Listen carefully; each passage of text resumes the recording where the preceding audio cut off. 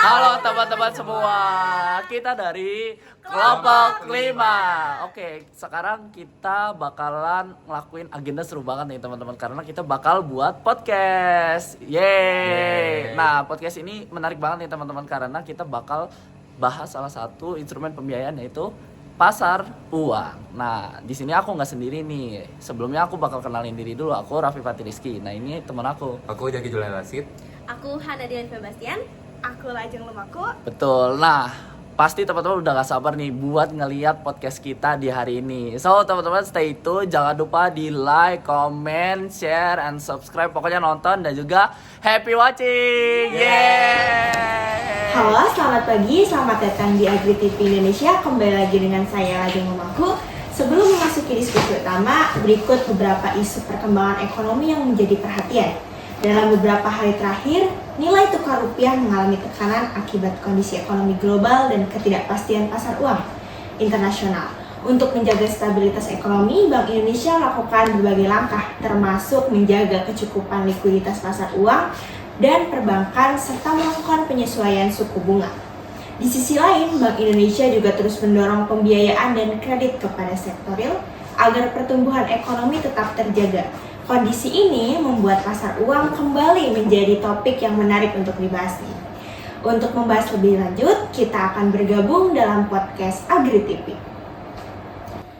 Oke, baik, terima kasih Lajeng atas pembukaannya. Di sini saya Jaki Julian Rasid sebagai moderator. Di sini kita akan bahas nih terkait kondisi ekonomi Indonesia yang belum membaik, teman-teman. Yaitu terkait pembiayaan jangka pendek melalui pasar uang. Nah, mungkin sebagian besar ya masyarakat Indonesia tuh banyak mengenalnya pas ini pembiayaan jangka panjang, nggak bisa dibilang kayak saham, obligasi dan lain sebagainya. Nah, soal pasar uang belum banyak nih dibahas, jadi kita pengen bahas di podcast ini biar banyak orang lebih tahu nih soal si pasar uang ini.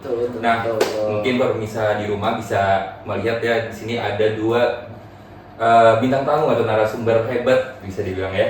Mungkin kita kenalan dulu terkait mereka berdua. Oke, mungkin dari si Mas sebelah kanan boleh perkenalan. Oke, sebelumnya makasih ya Jaki, salam kenal. Tadi kita udah sempat ngobrol-ngobrol di belakang. Halo teman-teman semua, kenalin nama saya Raffi Fatiriski. Di sini saya mahasiswa agrobisnis dari IPB University. Oke, salam kenal Mas Raffi. Betul. Oke, mungkin si Mbak yang berbaju biru ini ya. Oke, halo teman-teman. Perkenalkan, aku Hana Dian Febastian. Aku juga mahasiswa agribisnis IPB. Oke, salam kenal Mbak Hana ya. Oh, iya. Oke, kita mulai ya. Kita mulai bahas dari yang dasar dulu kali ya. Kalau kita ngomongin soal pasar uang, kira-kira dari teman-teman ini yang terlintas di pikiran apa sih? Apa nih jawab dulu? Kayaknya gue dulu deh. Oke, Nah, jadi ini pembahasannya menarik nih Mas Jaki, karena bener. di Indonesia tuh kadang ada beberapa orang yang masih belum bisa bedain antara pasar uang sama pasar modal gitu. Orang-orang ada yang bilang, ada yang nganggep kayaknya nih pasar modal ini bagian dari pasar uang gitu loh, atau sebaliknya gitu. Padahal itu tuh kayak dua mata koin yang berbeda gitu. Jadi kalau misalnya simpel lagi nih, misalnya kalau teman-teman mendengar istilah pasar uang tuh pasar yang mempertemukan antara peminjam dan yang meminjamkan. Contoh misalnya di sini Mas Jaki sama Mbak Hana lagi ada di mekanisme pasar uang. Ada dua tokoh biasanya, ada kreditur sama ada debitur. Nah, kreditur ini orang yang minjemin uang, orang atau lembaga ya. Nah, debitur ini bisa perusahaan, bisa perorangan yang memang membutuhkan modal. Betul. Nah, misalnya Mas Jaki nih, Mas Jaki jadi kreditur, Mbak Hana jadi debitur. Mbak Hana nih mau bikin usaha, misalnya Dubai Chewy Cookie. Nah, butuh modal yang cukup gede kan, gitu, buat bikin makanan viral. Nah, di situ Mbak Hana nih mau minjem ke Mas Jaki. Nah, nanti lewat mekanisme pasar uang. Seperti itu simpelnya. Menarik banget. Menarik ya? Betul. Nah, kalau dari Mbak Hana sendiri, kira-kira yang terlibat nih dalam mekanisme pasar uang ini kira-kira siapa aja? Oke, mungkin aku izin nambahin juga tadi sebelumnya dari Raffi. Di pasar uang ini sendiri tuh jangka waktunya kurang lebih 1 tahun ya. Nah, terus juga yang terlibat ada biasanya tuh Bank Indonesia, Bank Umum, terus juga ada perusahaan, terus pemerintah, sama biasanya tuh ada investor institusi gitu sih. Betul. Nah kalau misalnya teman-teman ingat nih, kalau misalnya Mas Jaki ingat kan kemarin tuh sempat ngebahas tuh ada kebijakan Pak Purbaya yang ngepindahin dana dari Bank Indonesia ke bank-bank yang ada di Indonesia. Contohnya kayak Bank Mandiri, bank-bank BUMN lain sebagainya. Nah itu tuh salah satu mekanisme dari pasar uang supaya apa? Supaya roda perekonomian di Indonesia itu tetap bergerak. Nah, fungsi pasar uang di dalam jangka pendek itu seperti itu. Jadi uang yang digerakkan ke masyarakat itu tuh harapannya bisa produktif dan juga bisa diolah jadi sesuatu. Betul, bisa diputerin lah gitu. Kan siapa tahu nih Mbak Hana kalau misalnya buka usaha Dubai Chewy Cookie, nah terus dari modal yang dipunya kan bisa sukses, bisa berkontribusi di ekonomi Indonesia. Betul banget. Menarik. Oke, tadi udah disinggung nih sama Mas Raffi soal mekanisme jangka pendek pasar uang tuh fungsinya buat apa, khususnya buat ekonomi Indonesia. Nah, kalau aku sih penasaran ya, kalau dari sisi perusahaannya, kira-kira fungsinya tuh buat apa gitu. Kalau dari Mbak Ana ada tanggapan nggak buat itu? Oke, biasanya pasar uang ini tuh digunakan atau dibutuhkan ya oleh perusahaan tuh untuk memenuhi kebutuhan operasional sehari-harinya. Nah, biasanya perusahaan ini tuh untuk membeli bahan baku atau membayar gaji karyawan atau biasanya juga membayar supplier. Nah, biasanya juga kebutuhan ini tuh yang harus segera gitu, tanpa harus mencari dana yang jangka panjang gitu sih kalau dari aku. Jadi sangat ini ya dibutuhin perusahaan buat Kebutuhan menunjang operasional. Iya, gitu. benar. Betul. Nah, terus fun fact juga nih, jadi bentuknya tuh sebenarnya udah familiar juga di masyarakat gitu loh. Tadi buat menutupi biaya-biaya yang memang sifatnya fixed cost ya, biaya-biaya operasional supaya dan lain sebagainya. Makanya bentuknya tuh biasanya dalam berupa utang dagang, terus bisa juga pinjaman bank jangka pendek. Habis itu ada juga yang kemarin sempat kita pelajarin ya anak di salah satu mata kuliah pembiayaan itu ada namanya anjak piutang gitu. Iya betul banget. Gitu. Oke, mungkin kita akan bahas hal yang menarik lagi nih. Mungkin kalau teman-teman tahu ya kondisi Indonesia ini lagi nggak baik-baik aja gitu. Iya, Kurang menyenangkan ya beritanya. Betul. Tiap hari berita nggak menyenangkan Iya, terus ya. drama gitu ya. Iya. Terus setelah Bener lagi. nih. Emang kira-kira ada berita apa nih belakangan ini? Mas Jaki? Ini tebak coba deh. Aduh, mungkin kayaknya udah pada tahu semua Iya, ya. Hana, ya. Iya, benar banget. Apalagi dengan topik kita nih yang sekarang. Betul. Apalagi kalau misalnya teman-teman buka TikTok, buka Instagram, kayak buka Purbaya, semua Pak Prabowo, semua ini. Bener banget. Jadi kita bakal bahas nih terkait isu si mata uang kita yaitu rupiah yang makin melemah gitu, dimana $1 itu udah menyentuh 18.000 gitu. Ya, $1. Itu gimana nih tanggapan teman-teman? Waduh, ini kayaknya Berat ya? Berat. Tapi kan berat banget ya Iya. di podcast ini. Sebenarnya kalau tanggapan kita, jujur kalau dari kami selaku mahasiswa ekonomi worry. Iya, Karena semakin mata uang kita melemah berarti ada sesuatu hal yang memang nggak baik-baik aja di situ. Ini bukan berarti menyalahkan salah satu ataupun berbagai macam pihak ya, tapi ini jadi konsiderasi buat kita juga selaku mahasiswa ekonomi gimana cara melihat pelemahan mata uang kesayangan kita ini yaitu rupiah terhadap dolar ini jadi satu peringatan gitu loh. Kalau misalnya apa sih yang lagi terjadi gitu loh di kondisi saat ini. Nah makanya kalau misalnya dari Hana sendiri gimana? Kalau dari aku sih setuju banget ya sama Mas Raffi tadi, pendapat Mas Raffi, karena dengan rupiah yang melemah ini pasti kan juga berdampak nih sama kebutuhan kita yang sehari-hari ini ya. Betul. Banyak banget nih bahan-bahan pokok sekarang yang harganya naik, padahal juga pendapatan masyarakat Indonesia juga kan masih segitu-segitu aja gitu loh, nggak ada yang kayak naik atau kayak gimana, kayak gitu sih dari aku. Jadi ngaruh ke harga jual juga ya. Bener. Betul. Dan itu harusnya jadi alarm buat kita semua sih, nggak cuma buat pemerintah gitu loh. Kalau misalnya dari pemerintah selaku kebijakan pasti mengusahakan yang terbaik ya. Kita semua percaya kalau misalnya pemerintah kita tuh lagi mengusahakan yang terbaik gitu loh. Tapi kalau dari sisi kita selaku masyarakat yang memang mengkonsumsi bahan-bahan baku ataupun barang-barang yang jadinya tuh berimpact karena rupiah makin melemah. Nah itu tuh kita harus mengambil langkah yang tepat gitu loh di kondisi saat ini gitu. Oke. Mungkin tadi kita udah bahas soal isunya, kita mau bahas nih terkait dampaknya sama mekanisme pasar uang di Indonesia. Kira-kira gimana tuh dampaknya? Kalau misalnya bahas terkait dengan dampak sama efek, dampaknya tuh cenderung instan ya. Dan bisa kalau misalnya bicara tentang dampak pasti berdampak lah. Dan kalau misalnya berbicara tentang efek tuh efeknya cukup instan. Kenapa? Karena kalau misalnya kita bahas pasar uang tuh bisa dibilang likuiditas, bukan likuiditas sih, tapi kayak nadi likuiditasnya perbankan dan juga institusi keuangan. Nah, kenapa bisa dibilang seperti itu? Jadi gini, kalau misalnya di kondisi saat ini ketika rupiah melemah, terus juga mengalami tekanan yang sangat-sangat berat lah dari dolar Amerika. Nah, itu tuh biasanya akibatnya tuh dari capital outflow. Nah, kalau di investasi itu capital outflow ini aliran modal investasi dari luar yang memang disebarkan ke berbagai macam negara. Kalau misalnya diartiin lebih simpelnya, misalnya gini, misalnya Jaki itu orang Amerika, kita orang Indonesia. Nah, Jaki mau berinvestasi di Indonesia.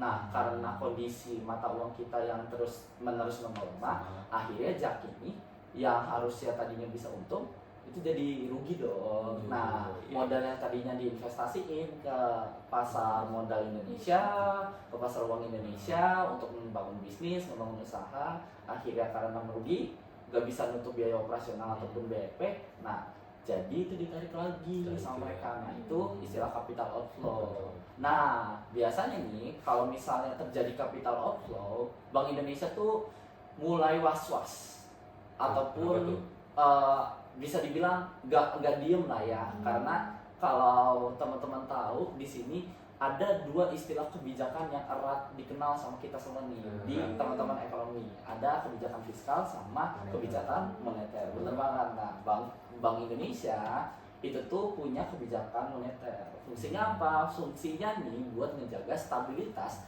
nilai tukar dan mencegah yang tadi kita bahas sana, lonjakan harga barang-barang impor gitu. Nah, dengan kebijakan moneter ini, BI ini perlu menempuh kebijakan moneternya secara sistematis dan juga lebih brutal. Nah, biasanya tuh langkah pertama yang memang relevan dan juga erat sama Bank Indonesia itu dengan cara menaikkan suku bunga acuan. Betul. Nah, sama biasanya tuh Bank Indonesia tuh ngelakuin intervensi buat menyerap likuiditas pasar gitu.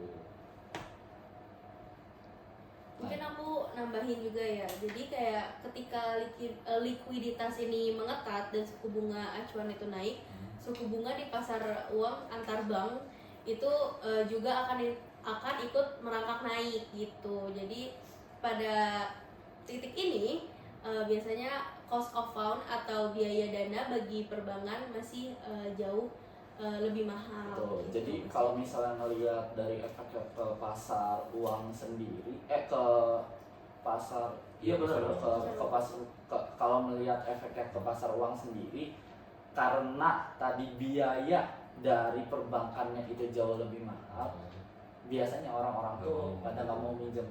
Betul. Karena biayanya jauh lebih mahal kan. Tuh, gitu. Dan kalian harus tahu nih kalau misalnya rupiah melemah terus suku bunganya naik, nah itu tuh bisa nyebabin domino effect gitu loh ke perekonomian Indonesia. Benar-benar. Jadi merambat. Betul. Oke, tadi kita udah bahas efek dominonya ya. Berarti itu gak hanya berdampak langsung ke banknya aja ya yang menanggung beban naiknya biaya, tapi juga sangat berdampak pada perusahaan-perusahaan kecil yang emang butuh dana gitu. Betul. Gimana nih tanggapan buat teman-teman? Wah, kalau misalnya efeknya sendiri pasti jelas banget ya. Ibaratnya efeknya itu tuh langsung gitu berasa di hari itu juga, terutama buat perusahaan-perusahaan yang napasnya tuh dari pinjaman jangka pendek. Bayangin aja nih suatu bisnis atau perusahaan gitu kan yang tiap hari tuh harus butuh uang segar untuk operasionalnya, mulai dari bayar karyawan, terus beli bahan baku, bayar supplier kayak gitu. sampai ada yang harus bayar tagihan bulanan kayak gitu. Nah biasanya mereka tuh pakai fasilitas kayak kredit modal kerja atau kayak pinjaman cerukan dari bank gitu. Nah masalahnya nih gini nih teman-teman, kalau misalnya bank kesulitan dapat modal di pasar uang karena BI itu naikin suku bunga, nah bank tuh biasanya nggak mau rugi dong. Nah mereka otomatis itu tuh bakal ikut naikin suku bunga pinjaman ke nasabah. Nah kalau misalnya bahas domino efeknya, ujung-ujungnya perusahaan yang tadi dibahas sama Hana, yang tadi mau minjem, beban bunganya itu jadi makin mahal dan juga makin besar.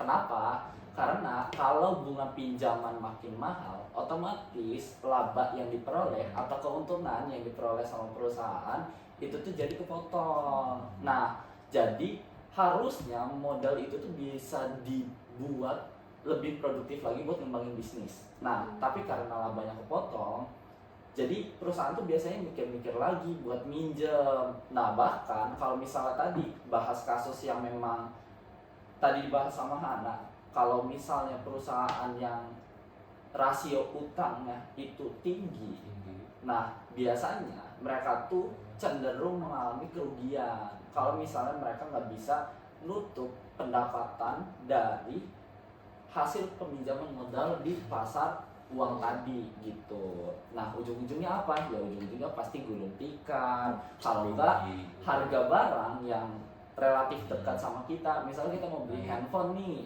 nah kalau misalnya dolar naik, terus juga biaya pinjaman banknya naik, terus perusahaan kayak merek-merek toko-toko Cina kayak Xiaomi ataupun yang terkenal sama kita, Samsung, Apple, itu tuh bakal naikin harga dari barang yang dijualnya, which is itu handphonenya gitu loh. Nah akhirnya kita nggak mau beli. Nah kalau misalnya kita nggak mau beli karena harganya naik, pendapatan perusahaan kan jadi turun. Betul. Jadi sangat dia merambut kemana-mana. Merambut kemana-mana lah pokoknya gitu. Jadi kurang bagus lah kondisinya buat kita semua. Nah di belakangan nih BI itu ada pernyataan gitulah. Jadi dia tuh pengen menjaga likuiditas perbankan agar tetap longgar. Nah itu apa tuh? Kalau dari saya yang nggak ngerti apa-apa ini nggak paham. Oke, mungkin likuiditas sendiri itu adalah ketersediaan dana dalam sistem keuangan. Nah, ketika likuiditas cukup, bank lebih mudah menyalurkan kredit kepada masyarakat dan dunia usaha kayak gitu, Mas. Nah, Bank Indonesia juga bahkan terus melakukan berbagai kebijakan untuk menjaga kecukupan likuiditas agar pembiayaan dan kredit tetap tumbuh. Berarti buat menjaga stabilitas likuiditas itu ya. Iya. Betul banget. Itu tuh penting banget tau. Kenapa? Karena kalau misalnya kita nggak punya likuiditas yang cukup, nah berarti aktivitas ekonomi yang kita bahas tadi itu cenderung melambat. Nah akibatnya perusahaan tuh biasanya bakalan sulit gitu loh buat memperoleh dana operasional juga buat perusahaannya gitu. Mungkin kalau kita ambil contoh kasus ya yang dekat dengan mahasiswa AGB nih, kira-kira bisa dikaitin sama sebuah perusahaan pengolahan susu lah. Dia misalnya butuh dana sebesar 2 miliar dan untuk nambah bahan baku dan ternak gitu. Tapi pembayaran dari distributor tuh baru diterima 2 bulan lagi. Kira-kira yang bisa dilakukan perusahaan ini apa? Oke, nih biasanya ini kasus ini umum banget terjadi gitu loh di perusahaan-perusahaan agribisnis. Nah, sebenarnya caranya tuh perusahaan bisa menggunakan instrumen pasar uang atau pembiayaan jangka pendek dari berbagai macam lembaga keuangan yang tadi kita udah bahas. Nah, hal itu tuh bisa menjaga produksi supaya tetap berjalan tanpa harus menunggu pembayaran dari distributor gitu. Nah kalau dari Hana sendiri gimana? Kalau dari aku benar ya kata Raffi tadi, kasus ini tuh udah sering terjadi gitu kan, umum gitu jadi karena itu pasar uang itu sendiri menjadi bagian penting dalam manajemen keuangan perusahaan. Jadi untuk perusahaan-perusahaan tuh harus concern gitu tentang pasar uang ini sendiri. Iya. Oke, mungkin kita udah kelar nih bahas isu-isunya. Kita mau bahas balik lagi ya ke pasar uangnya. Nah, kita sebagai mahasiswa AGB, kenapa sih kita penting banget belajar si pasar uang ini? Oke, ini menarik nih karena istilah pasar uang yang tadi kita bahas ini cenderung kurang relevan di beberapa orang. Kalau misalnya di mahasiswa ekonomi, mungkin teman-teman udah memahami gitu loh istilah dari pasar uang, pasar modal dan lain sebagainya. Tapi banyak masyarakat di luar sana tuh yang masih belum teredukasi dengan pasar uang ini. Nah, soalnya kalau misalnya kita lihat dari kacamata ekonomi dan juga bisnis, ini tuh penting banget gitu loh. Merupakan sebuah sistem yang memang benar-benar penting buat sistem keuangan nasional. Kenapa? Karena dengan kita belajar tentang pasar uang, ini tuh bakal membantu kita buat memahami gimana dunia bisnis, terkhususnya di skema pembiayaan ini bisa berjalan gitu loh secara komprehensif. Karena tadi kita udah ngebahas aliran modal, terus efek-efeknya, dampak ke perusahaan, habis itu dampak untuk peminjamnya. Nah, itu tuh bisa jadi ranah edukasi yang sangat-sangat bagus dan informatif buat kita semua gitu. Dan mungkin nanti itu bisa bermanfaat buat teman-teman di luar sana yang memang pengen buka usaha gitu. Buka bisnis. Betul, gitu apalagi Perlu ya banget nih. kita Jadi kita Dubai semua cuy. kan pengen betul tadi Dubai cuy contohnya gitu. Jadi buat para pengusaha-pengusaha di masa depan yang memang ingin sukses gitu menjadi pengusaha harus paham nih gimana mekanisme pasar uang itu. Tuh. Oke. Mungkin kita udah di penghujung podcast kita nih kali ya. Wow. Mungkin sebelum kita akhiri, pengen deh tanggapan singkat lah dari teman-teman narasumber ini buat pasar uang ini gitu. Tuh. Mungkin dari aku Iya, kali anak ya. muda. Ya, betul. Pasar uang tuh merupakan tempat bertemunya pihak yang membutuhkan dana dan pihak yang memiliki dana dalam jangka pendek. Nah, menurut aku pasar uang sendiri ini tuh perannya sangat penting dalam menjaga stabilitas ekonomi. Kayak gitu sih dari aku. Stabilitas roda ekonomi ya. Betul. Nah, kalau dari aku sendiri, ini penting ya buat kita semua jadi awareness, apalagi isu ekonomi, bisnis, dan juga isu-isu yang berkaitan dengan ekonomi ini biasanya tuh selalu berputar-putar di sekeliling kita gitu loh. Nah, dengan kita mempelajari, memahami secara komprehensif tentang bagaimana itu pasar uang, terus impactnya seperti apa, mekanismenya kayak gimana, dan dampaknya itu apa, itu tuh bisa jadi awareness buat kita kalau misalnya kita mendengar isu-isu seperti ini, kayak pelemahan kurs rupiah terhadap dolar, ataupun nanti penaikan suku bunga dari Bank Indonesia atau bank-bank yang memang berkaitan dengan pasar uang ini. Nah, jadi kita tahu nih sebagai pelaku bisnis, sebagai mahasiswa, sebagai masyarakat, itu kita tahu gimana caranya mengambil tindakan dan juga mengambil sikap. Nah, nggak hanya itu, pembiayaan jangka pendek melalui pasar uang juga bisa membantu perusahaan ataupun kita semua nih UMKM buat memenuhi kebutuhan operasional secara cepat dan juga efisien. Jadi ini tuh bisa jadi alternatif kalau misalnya kita semua mau bangun bisnis tapi nggak punya modal gitu loh. Jadi kita bisa pakai mekanisme pembiayaan pasar uang ini. Gitu. Oke, mungkin teman-teman di rumah bisa ya dengerin pendapat teman berdua ini yang sangat keren dan Tuh. hebat lah gitu. Ini keren juga nih moderator kita. Nice, Mas Jaki. Thank you. Tuh.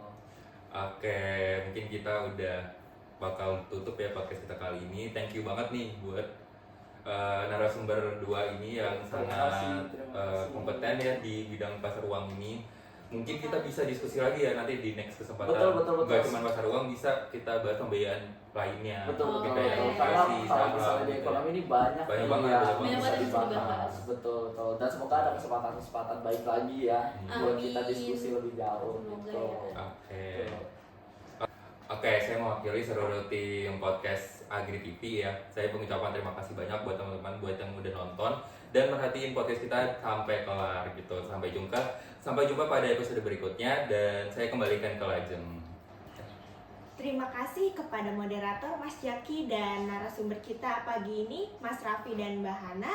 Dan dari sisi diskusi kita hari ini kita belajar bahwa pasar uang bukan hanya konsep tentang teori, tetapi juga memiliki peran nyata dalam menjaga kelancaran aktivitas ekonomi, terutama dalam pembiayaan jangka pendek.